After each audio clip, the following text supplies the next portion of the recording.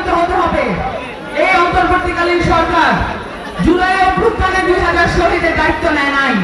প্রিয় চাঁদপুরবাসী, আপনারা জানেন আপনাদের মাটিতে কতজন মানুষ শহীদ হয়েছে এবং এই শহীদের মায়ের আত্মনাদ আপনারা সকলেই শুনেছেন এবং এখনো শুনে যাচ্ছেন।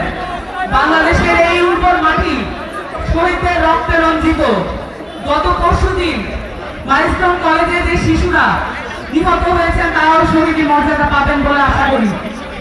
আল্লাহর কাছে ফরিয়াদ জানাই এই শিশুদেরকে যেন শহীদ মর্যাদা থেকে বঞ্চিত করা না হয়।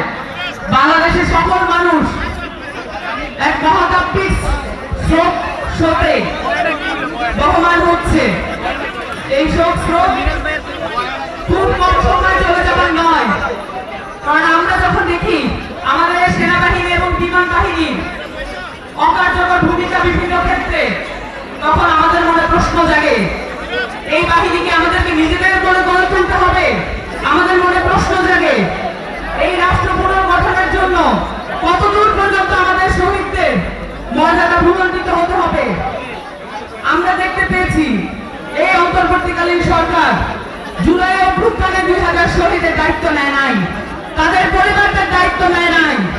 এই কিছুদিন আগে আমরা দেখলাম মাইলস্টোন কলেজে যে শিশু শিক্ষার্থীরা নিহত হয়েছেন, সেই শিশু শিক্ষার্থীদের এবং যারা আহত হয়েছে তাদের চিকিৎসার জন্য সাহায্য চাওয়া হচ্ছে সরকারের পক্ষ থেকে।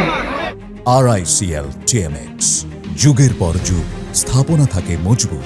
আমরা বিস্মিত হয়ে লক্ষ্য করি একটি অন্তর্বর্তীকালীন সরকার এমবাসি ব্যাকআপ নিয়ে নিজেদেরকে একটি নির্বাচনকালীন সরকারে পরিণত করেছে এবং এই সরকারে কোনো ধরনের দায়বদ্ধতা নাই বাংলাদেশের জনগণের প্রতি।